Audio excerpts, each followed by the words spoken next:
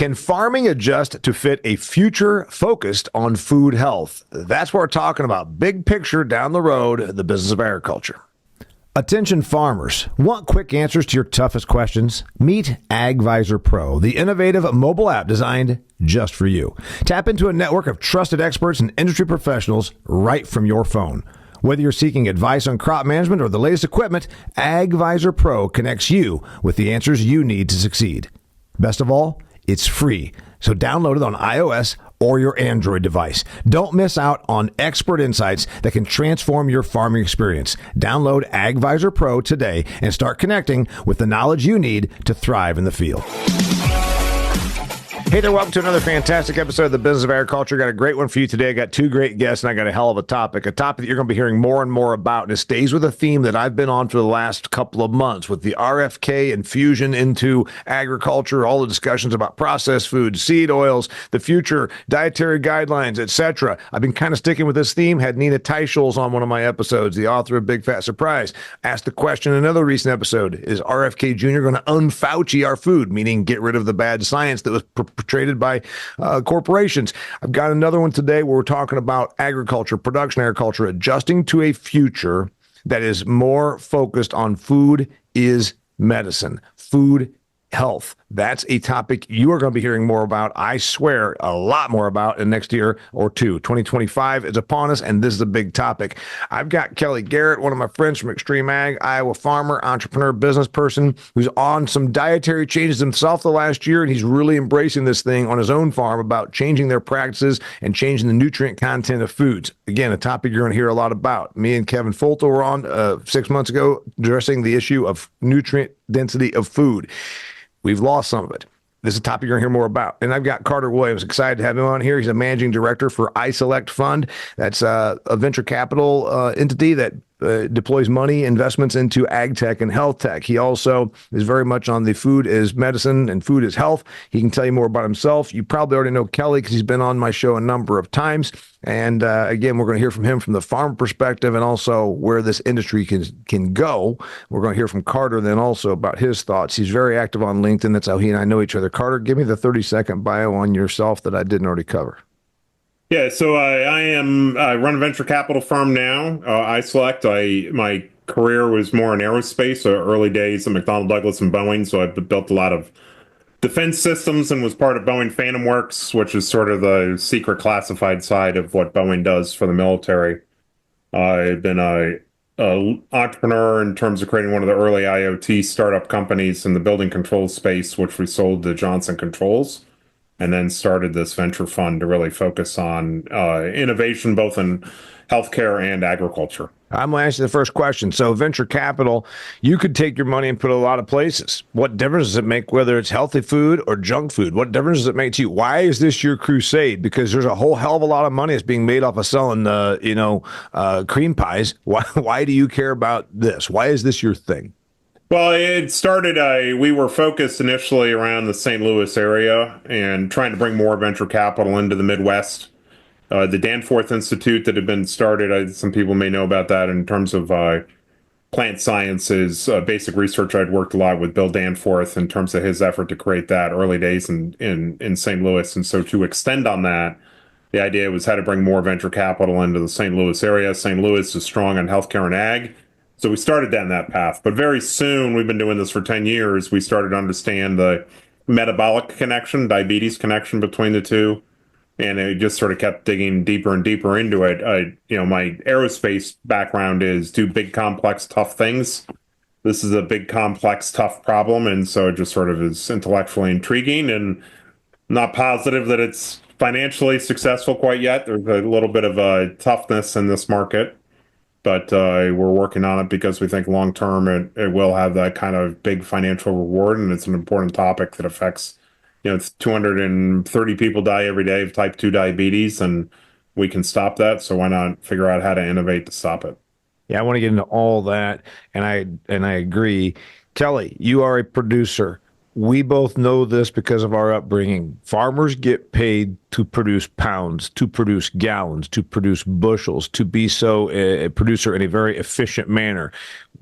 I was a dairy farm kid. We joke about that. You pick on me for eating Holsteins growing up, which I think's a kind of an egotistical, typical beef producer arrogance to possess. But anyway, one thing is dairy does get rewarded for contents, and that bulk tank gets emptied into the milk truck. They pull a sample out of it, and if it's got more protein, you get paid a premium. If it's got more butterfat, you get paid a premium. That's one of the few food items that you really see a breaking out.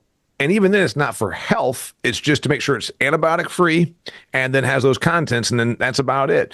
And if your bacteria count's high, it gets dumped. But the point is, there's no nutritive measurement on number 2 yellow corn. It's supposed to weigh 56 pounds a bushel and not be more than 15% moisture. Pretty much that's it. We can go through all the commodities, and we've never really thought about nutrition. We've thought about quantity. I believe that day is changing, and it needs to, because we're completely oversupplied. We have quantity mastered. Now it's about quality. I don't mean it's low quality. I mean nutritive quality. I absolutely agree. And you're right. Dairy is one of the only spots that comes all the way back to the farmer.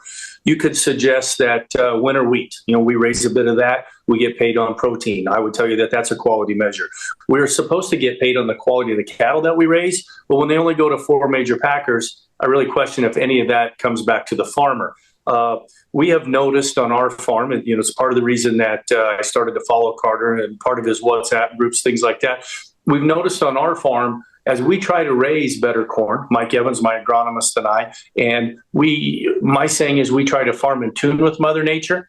I've noticed a difference in the crops. And then with the cow-calf operation we have and the vertical integration that we try to have with our meat store, GLC Beef, I've noticed a change in the product and change in the beef product that we have relative to the way that we used to farm and how much better the beef is. I understand that I'm biased, Damian, but I believe we're raising a quality product, and I believe it goes back to the agronomics of what we're trying to achieve in the cornfield. So what you're talking about, I think we've started to see that on our farm. It's the reason we're having the conversation today. What's interesting at the farm level, either of you guys can grab this one, when Kelly just said, okay, dairy gets paid, and it's a small point. We always talk about the components, and a lot of people don't even realize this. You get paid by the hundredweight, and then yes, every 0.1% of butterfat over, I think 3.2 or 3.4, you get a bonus for that because the processor can scrape that off and use it to make cheese and butter, etc. Protein, same thing. And then again, you're punished or even not allowed to use your milk if it has too high of a bacteria count, etc. You said, yeah, well, wheat, you get paid a premium. Isn't it more that you get docked if it's not a certain level? It's a protein level. If it's below 11 or 13, it's a dock, but it's not that you really get a premium for each 0.1% over a certain level, is it?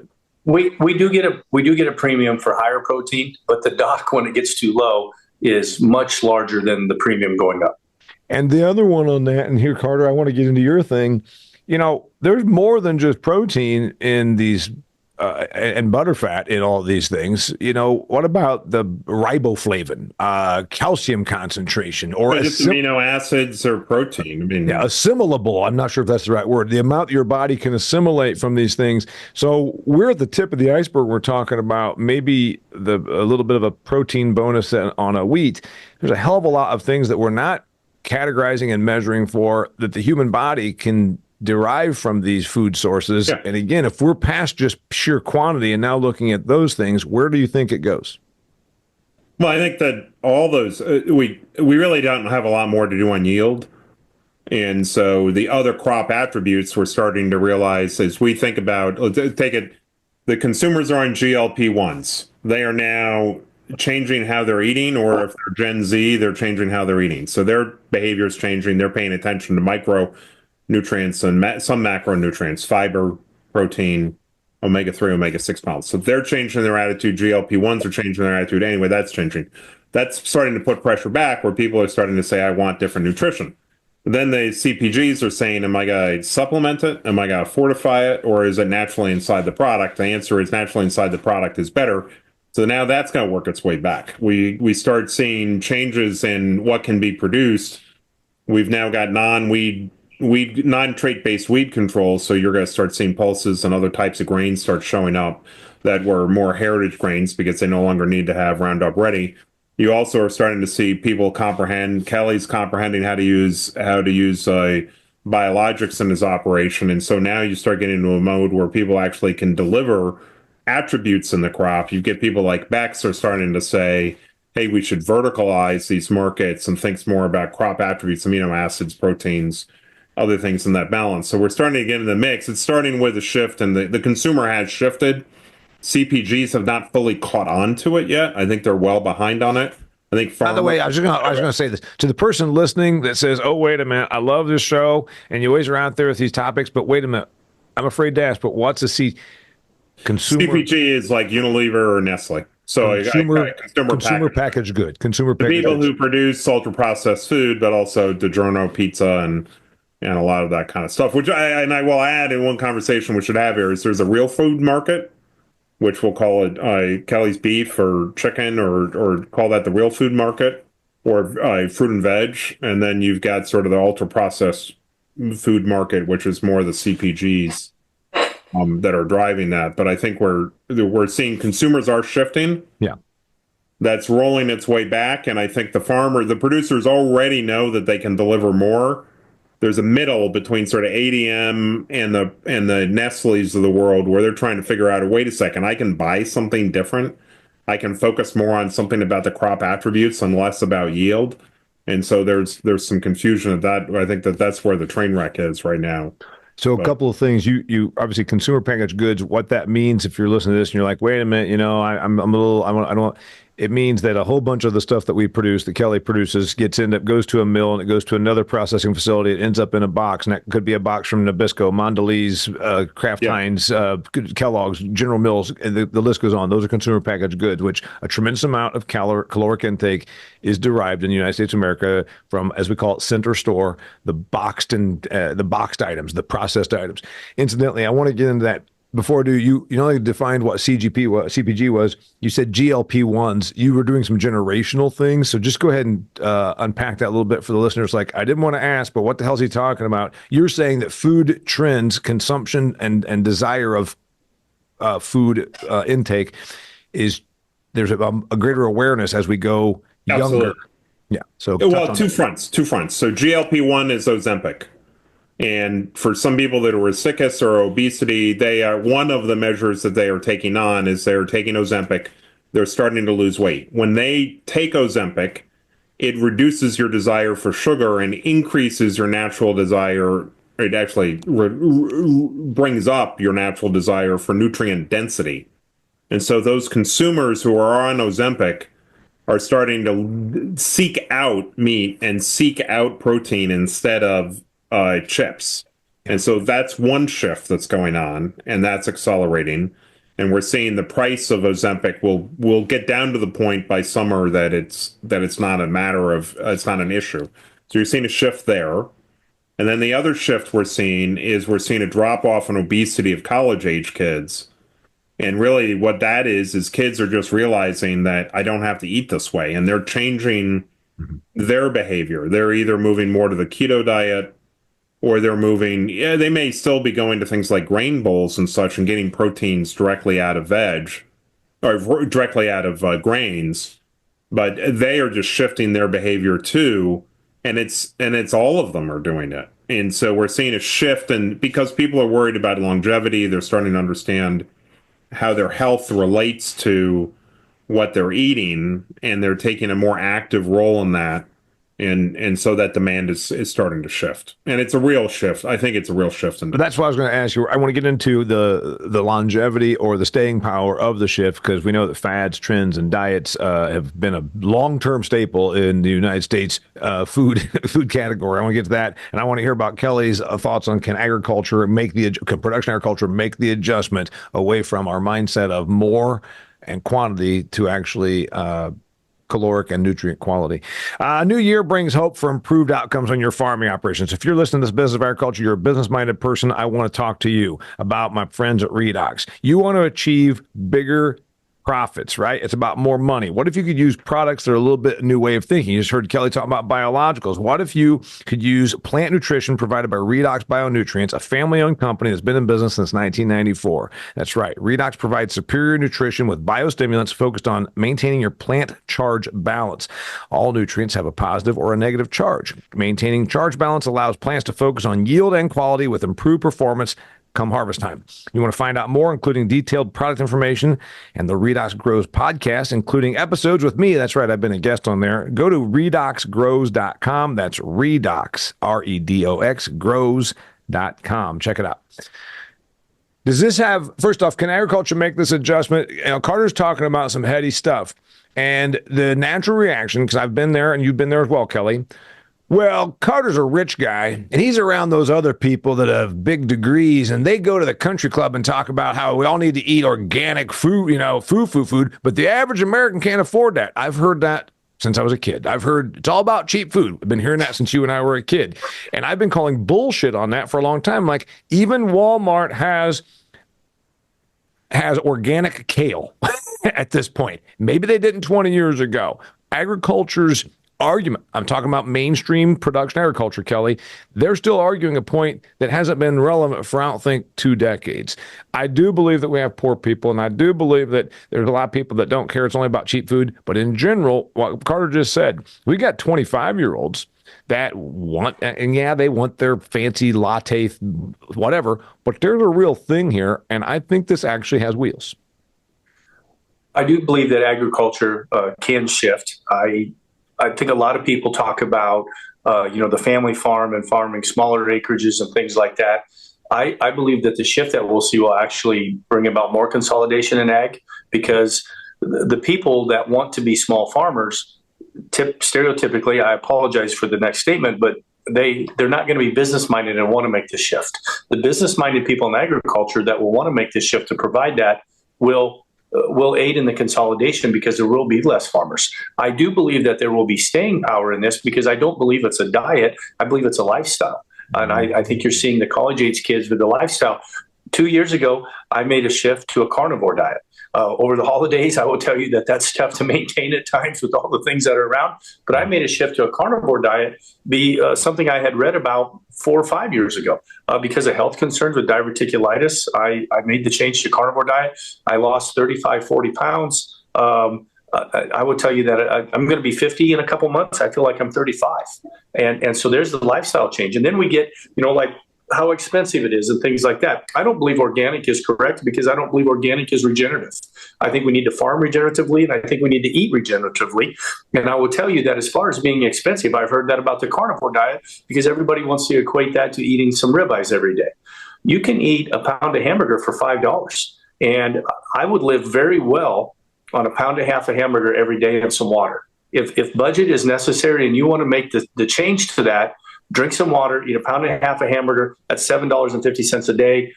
You can't, I don't know how you could eat any cheaper than that, any less expensively than that. So all of those challenges really just take commitment. And if you want to be healthy, my cholesterol has gone down, my blood pressure has gone down. I believe the cure for the common cold is the carnivore diet. Carter, I threw a bunch of stuff out there. First off, Kelly and I are in a different realm of agriculture than some of the laggards, in that we're more forward thinking, and it's always that thing. Well, you can say that, and it's always this thing, and I get a little frustrated. But I believe that there's a point to be made.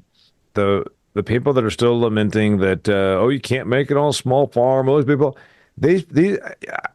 I saw the NPR article 3 years ago about poor mom and dad are 82 years old and still milking cows in Wisconsin, just like they did in 1960. And by golly, they're going to lose the farm. Like, if you're still running your business the way you did in 1960, you should lose it. You should lose that business. So I get a little bit more heated about this. I think the adjustment now is, and the thing is, smart business-minded farmers are going to do what the marketplace provides. And right now, the person listening is like, Damian, I'm with you and Kelly, man, I'll make the adjustment. Tell me what to produce, and I'll produce it. But where's the economic incentive? So right now we got a little bit of a lag between what somebody like you says, hey, we want this type of food, and our guys out here, they're saying, I'm an entrepreneur, I'll produce it. But there's no, right now the marketplace isn't facilitating that. Yeah, so I think this is a transition that we got to this place over the last 70 years, when in 1945 we said the way to end war is to end famine. And so we push yield. That drove us into people are living longer, and then they get diabetes. So we're not talking about something that changes in a week. This is something that maybe changes over 20 years if it's fast, and maybe we're 5 years into it, maybe 10. There's a certain segment of the business that's going to change. This is also business that's confused between food for humans, food for livestock, and fuel. And so if we're talking about row crop, so there's a little bit of a challenge there in terms of what that balance and the dynamic. It's also a market that's challenged by the fact that every new John Deere tractor, every new set of agronomy, every single new bit of genetics can now show up in Brazil just as quickly as it shows up in Iowa. Maybe there's a second delay, but on a global basis, commodity agriculture is completely normalized, in which everybody who's got land to grow on pretty much can get the best technology. So then the question is, how are we going to differentiate ourselves? The U.S. farm is going to have to differentiate itself or it's going to go out of business.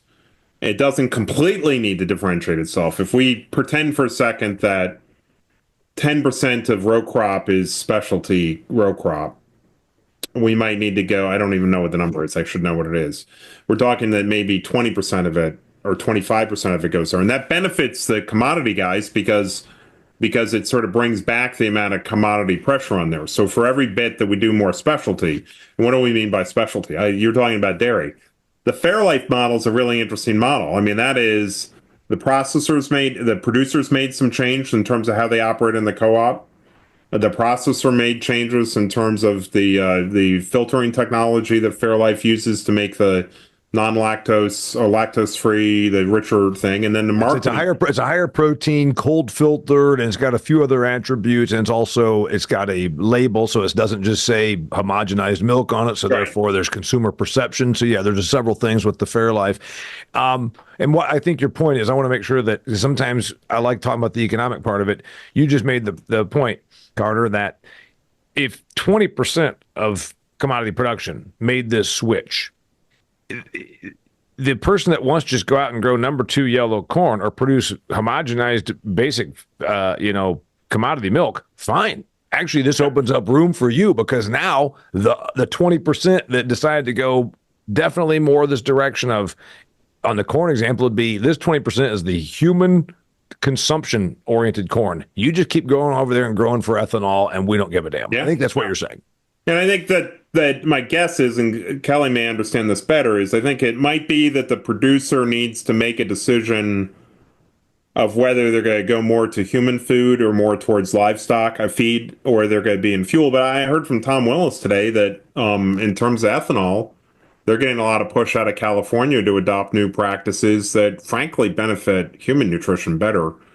So you also see a few things like that, where you'll see some of the offtake putting pressure on the systems for whatever reason, I don't know what. But I think a producer maybe you got to make a decision that the BRICS are going to be Brazil's going to be putting pressure on here that's not going away, and that you need to differentiate yourself a little bit less with technology and more with what markets you're selling into, humans, livestock, or fuel. So, by the way, Kelly, you made the point that if I want to be a small scale operator and then go on social media and complain that there's no room for me and all that, I'm not being mean to anybody. It's more mindset than it is acres covered. If you want to be a 400-acre producer, you need to be differentiated. And that's just because you don't have economies of scale. And so if you want to milk 50 cows, you're going to have to do organic, grass-fed. Your cows are petted by a rabbi and blessed by a priest, or whatever the story is that you can sell. You're not in the 1950s anymore. So that's what you're talking about. I could see somebody like you taking 1,000 of your corn acres and saying, these are going to be the high-end, nutritive-oriented human consumption acres of corn. These other ones are going to the feed and ethanol trade. And this chunk of my corn is this variety, which I could see the seed companies getting into this and saying, this is the new thing after triple stack and quad stack GMO. Now it's non-GMO, conventionally bred and hybridized corn for human consumption that's got more, whatever, beta carotene or whatever the thing is. Is that where I'm going with this? Yeah, I feel that what we're adopting here, and it's based on the markets that we have. Carter talked about a producer is going to have to make a choice, and you're right. Well, for us, the easiest choice is to make what markets we have. We're right in the middle of ethanol country, so a lot of our ground is going to ethanol. We're not going to raise soybeans anymore. We're now going to raise corn. We're going to raise cows. So we're going to raise the corn. It's going to go to ethanol. The byproducts of the ethanol, the distillers are going to come back and help feed the cattle, and we're going to rotate in amongst the corn acres. And, Damian, we've talked about this, a very intensively managed rotational grazing program to still maintain a rotation on the cows. Like next year, I'll have 6,000 acres of corn. I'll have 500 acres of forage crop and rotational grazing for the cattle for the, 700 head of cows. There's other pasture ground besides that, but that's what we're trying to do. So we're raising the human food and the cattle aspect. We're raising the fuel or the industrial corn in the other ways, and we're blending the two because of the markets that we have. You bring up the non-GMO corn, never ceases to amaze me. We get, and then we go back to the yield, which we said we started in 1945. We get on average with the trials we run, non-GMO corn is 18 bushel better than the traded corn for us. As I've told you before, the traits are defense. I'd like to play offense. I'm going to supply the defense in the form of an insecticide or other crop protection purposes. And then we go to a good friend of mine, Carter. I find this to be fascinating. I need to dig into the science further. A good friend of mine had a local distillery make some whiskey for him, and he gave him non-GMO corn. It was fantastic. He then took 2 ears of corn, one non-GMO, one traded corn, put them out for the squirrels. The squirrels ate 3 ears of non-GMO. He kept replacing it before they touched the traded corn. Now that's a very elementary style experiment, but it goes to what you're talking about. The animals are smarter than we are. We need to get out of the way. We're screwing it up. I want to hear more. I want to hear about that, because that leads to the thing that you and I have talked about, Kelly, about the human body.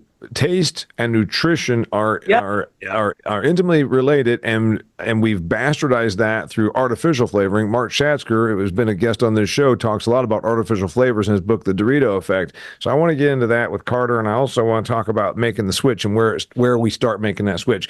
Before I do, I got to remind you about another new sponsor here at the Business of Agriculture. It's a company called Gripp. If you are an agribusiness person, if you run a farming operation, if you are business-minded, you probably are looking for a new way to manage your operational records. So why not look at how you can do this using Gripp? It's Ag's easiest way to track anything and safeguard your important records, your asset information, and automate your equipment reminders. Gripp's familiar chat-like interface is loved by farmers. It's so simple, your flip phone-toting grandpa will ask for an iPhone. It's got automatic Spanish to English transactions and picture capture. That's right. It makes the translation, and it also, you just grab a picture and it tells you what you're talking about.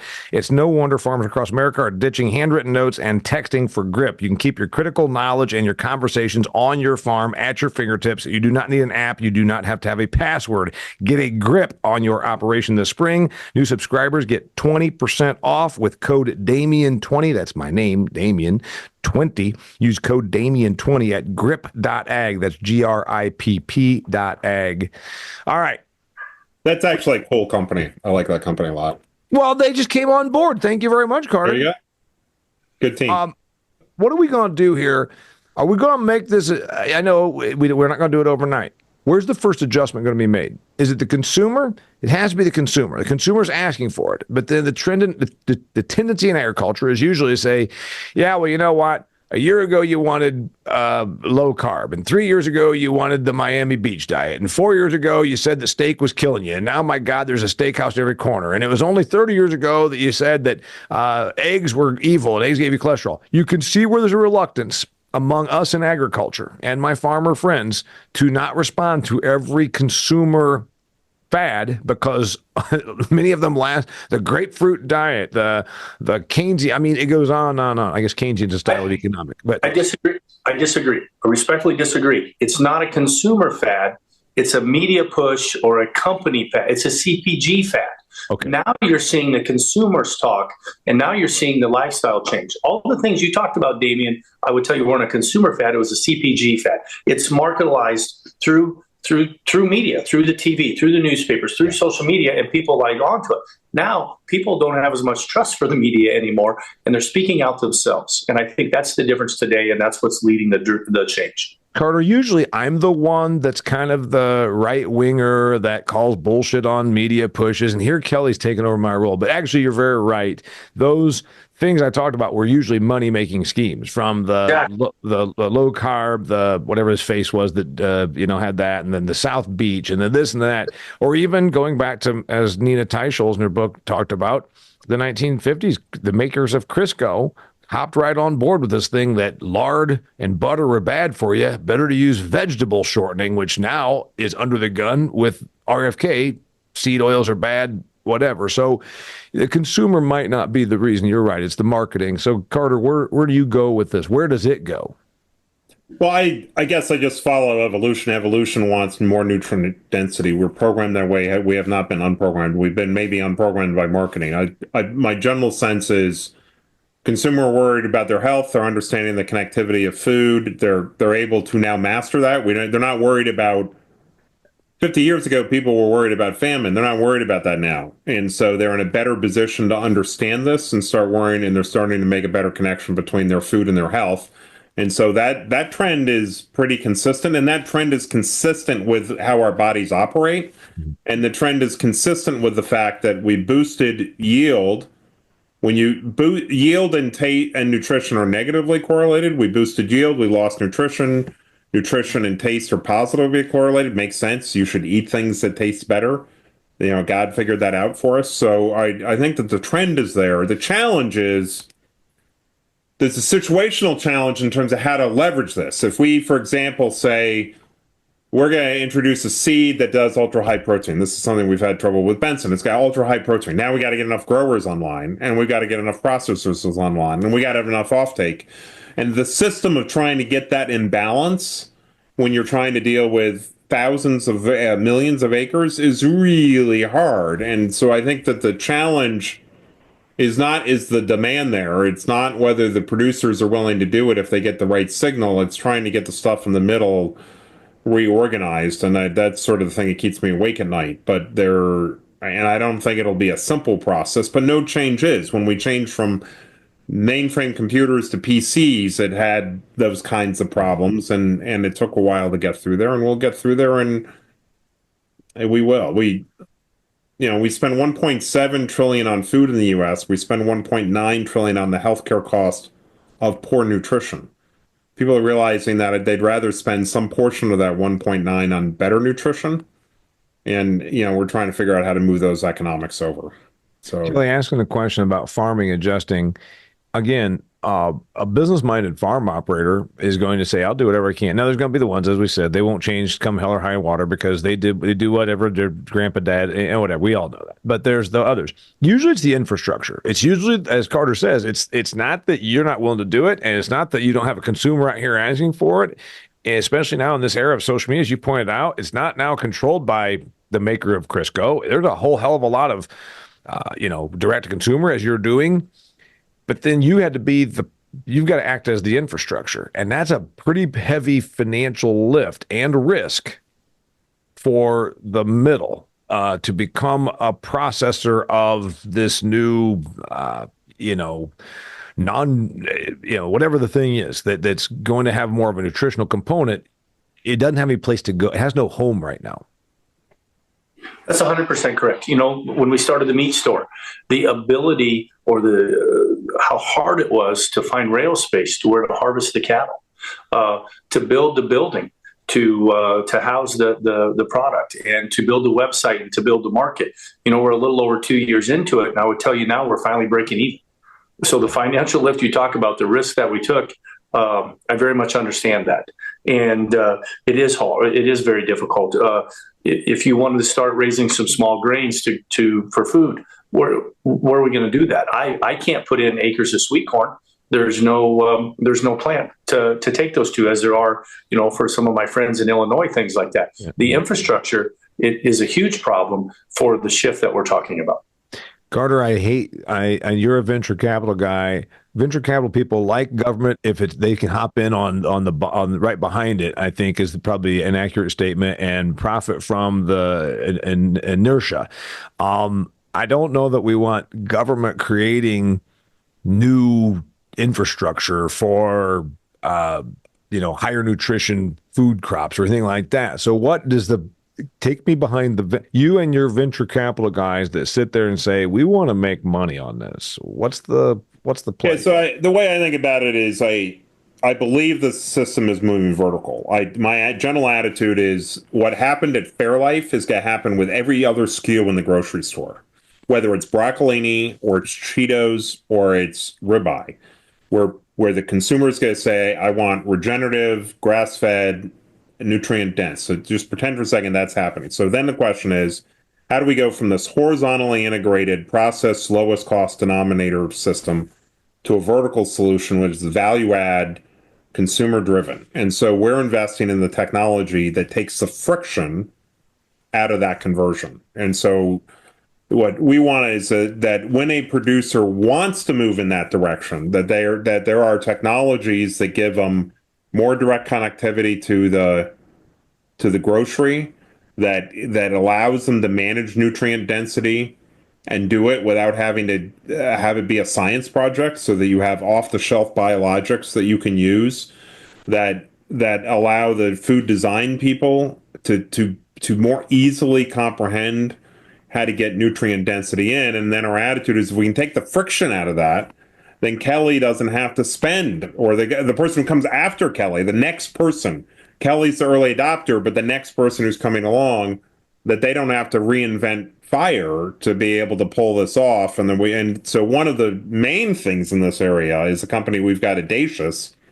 Audacious measures nutrient density across the board, whether it's protein down to niacin in a finished product.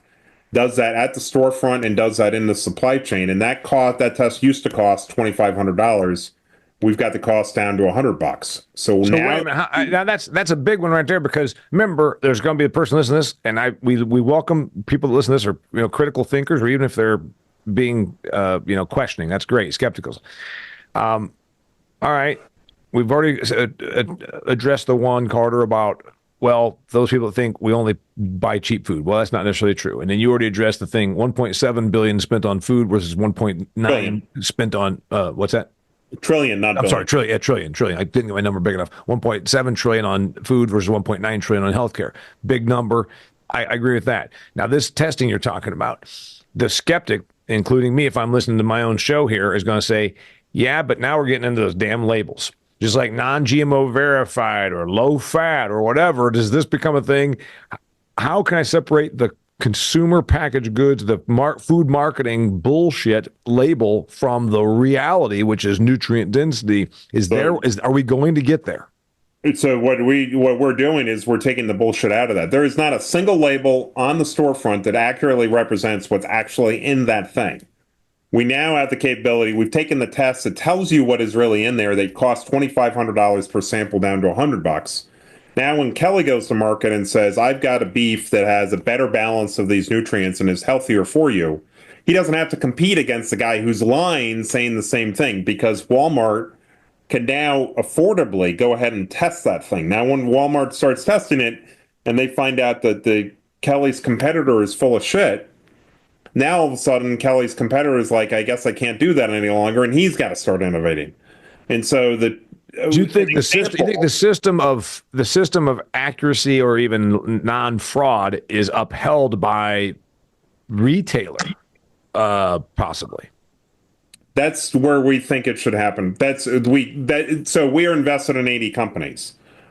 And we think an example of removing the friction out of the system, in this particular case, Audacious removes the friction of truth. If Kelly, we hear from people who are doing regenerative, or we hear from people that are doing better jobs and innovating better meat, that they can't compete against the people who are lying. Yep. Okay, well, let's get rid of the line. That's one piece of friction.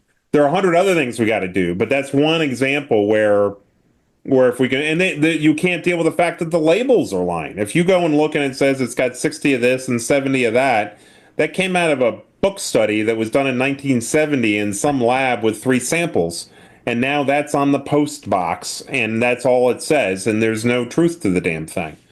Kelly, So- what I like about Carter's statement here is I have been critical of organic, not organic farmers, however you can make a living is fine. The marketing of organic, because I believe there's a tremendous amount of fraud that a product is labeled or stated or allegedly organic, and you and I both know that truck of organic avocados crossed several borders between here and where its source was, and between different jurisdictions, etc. Now you could, on nutrient, you can't lie. You can't lie on nutrient. I can do I can do a nutrient test and tell you that was grass fed and what grass it was fed. But on organic, we've generally always had to just rely on a system of labeling and this, take my word for it or whatever, or certificate, right? Yeah, That's right. Yeah. So Kelly, this new thing should be welcomed by innovators in production, saying, "By God, now this thing that Carter's talking about, I don't have to lie about nothing. I know that I'm getting my pocket picked by the shithead down the road that's lying. I'm actually doing this the right way, and that should benefit you. And you should get Absolutely. We all want to be measured on how good a corn we raise with the yield. Well, let's make it so that the quality is also a metric. These claims of organic or this claim of sustainable, there's no metric to it. And what Carter's talking about with the testing there, or like if you want to talk about we're regenerative now, let's put the CI score on it. He also, a lot of the things Carter was talking about reminded me of the CI score. Let's provide a metric that measures what the farmers and the growers are doing, and let's compensate them for that. I believe that's the direction it's going, and I believe that's the direction it should go. So carbon intensity score is about environmental footprint, but that's generally not related to nutritive component within the food. It's not. But I will tell you, and it's a similar concept. That it's now it's quantifiable versus just a blanket term. Hold on. Go ahead. Are you doing insets, Kelly? Yes. We've done offsets and insets. So on insets, and I got in trouble for this, but we are looking hard at how to do nutritional-based insets. I think that's great. Do nutrient-based insetting. So this is where Nestle could say, I will pay for wheat that has clearly this specific level of fiber and this specific level of protein, and I will differentially pay to get my supply chain up. The benefit to Nestle is twofold. One, they're getting better fiber, which is important in diet and important for what they want to sell to SNAP, largest consumer of food in our system. And you're talking about food stamps, by the way, which is about 1 in 8, isn't it? About 43 million Americans are on supplemental nutrition assistance program. And that's a large component. But then the second thing is the positive externality of nutritional density is climate. So when Kelly is making something that's more nutrient dense, he's actually putting he's got to put more carbon in the soil to do that. And he's got to run a more climate efficient business to get there, so that you get both. When you go for nutrient density, you get climate for free, and everybody wants better food. They don't necessarily care about climate. Would you do me a favor, Carter, to the person listening that says, all right, I lost you again, insets and outsets, explain that, please, either of you or both of you, on what you're doing, and then Kelly, maybe Kelly should start with a carbon inset versus outset, and then Carter can explain what he's attempting to do with Nestle. A carbon offset is when we go back over the past, say, 3 years. I'm about to make a sale through Truterra. We're in the process of that. So that carbon offset, we go back and we verify through the algorithm how much carbon we sequestered over, like in my example, 22, 23, and 24, we'll sell the carbon offset.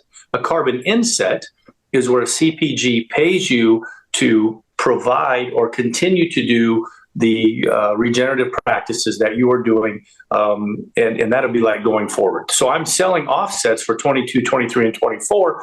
If I find an inset program that I agree with or appreciate, feel is valuable, I could do an inset program in my 25 crop for the regenerative practices that I will continue to do. That's the difference between an inset and an offset. Expand on this a little bit. The Microsoft might very well buy carbon offset, and they could care less about what you're doing with this corn. They just want to know that you're saving carbon. So there's a disconnect. In an offset program, the buyer of the offset could be someone completely, it could be Exxon or somebody unrelated to the product whatsoever. They're just buying the carbon. An inset program is that I am Nestle and I am trying to tell my consumers that I'm doing good stuff for the environment. And I had been buying trees in Brazil, and my consumers said, what do trees for Brazil have to do with your wheat? So an inset program is where Nestle very specifically goes into the co-op supply chain and says, if you do a cover crop or you do integrated livestock, we will pay you extra dollars, and we expect that some portion of that crop is actually coming into our system. And we're going to start, in a sense, an inset program is the first start of Nestle starting to say to the supply chain, we will differentially pay you for quality. And so the nutritional inset concept is we will now differentially pay you for nutrition. It absolutely, the inset program or inset market that we've been involved with is absolutely like that. You know, a lot of the ones that I've helped organize through Extreme Ag and Regenerative Solutions or through ARVA, and ARVA wants different acres of different crops in different states because it's the very beginning of what Carter's talking about right there. He's absolutely correct. What I like is that this is exactly this. This is how you create the infrastructure, because Nestle pays a premium for it. Again, smart farm operators are going to say, I'll grow whatever the hell you want. I'll grow organic flax out here that is read poetry to, if that's going to pay me a premium. I would do that. But I usually say stuff like that, and Kelly gets a kick out of it. He's never read poetry to his crops, Carter. Anyway, what poetry do you read? I actually hate poetry, so I'm making that up. I actually hold on.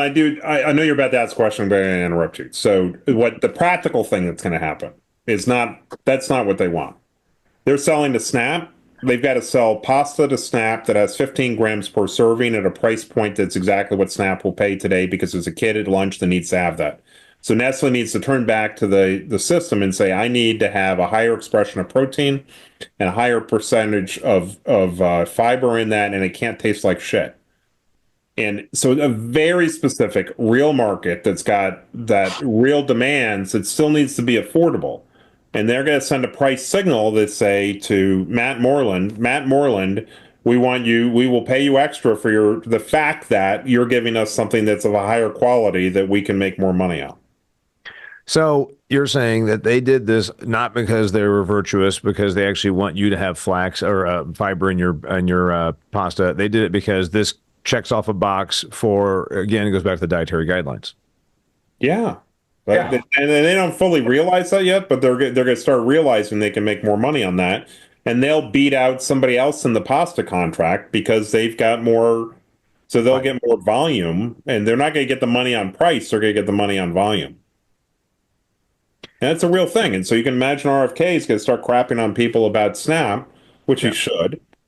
And then that'll come back through the system through insets for a price differential. Do you see this thing actually then expanding? Because again, Kelly'd say, all right, give me insets on the positive aspects of beef for protein content, or the beta, what's the other one called? The omega-3, omega. Yes, that one. Will it happen? See, the big four meat processors are going to say, well, we don't really want to pay anybody a premium. We all basically collude, and we just pay as cheap as possible. It's going to be messy initially, but then it won't be. I mean, I don't know. Think about computers. When I got the first computer, I told my dad, you should do it to balance your checkbook. And he said, I can balance my checkbook. And he ended up using a computer all the time later on. I mean, we're going to shift. I don't know where Kelly processes meat. I doubt it's at ADM. Well, he takes a lot of it to his own direct consumer beef, obviously. But what about then, when I said about threat of regulation, you think that it's not regulation, maybe this thing then, what really matters is maybe the RFK thing is really a positive, because he's talking about nutrient density, nutritive content in food, value of nutrient. And a lot of people in ag are really not big fans of what RFK has proposed, some of his other stuff. But maybe there's a benefit to this, because I've heard more about this. That's why I've been doing so many episodes. I've heard more about this in the last year than I ever had in the last 10 or 15. If RFK comes out and says, my focus is to get rid of Roundup, he's gonna be roadkill. It'll go quicker than Bobby. Sorry, a bad statement. But if most people aren't historically enough accurate to even remember that. But okay, I'll take that back. But if he focuses on nutrient density, I think he will be making a fundamental change in the system. And I think the system, all politicians do well if they pick up something the industry is already to do. And there are a bunch of people, not enough, but there are a bunch of people like Kelly that are already on this. Kelly, Matt Moreland, there are people that are on this path and they're ready to run. They just need someone to take the friction out of the system.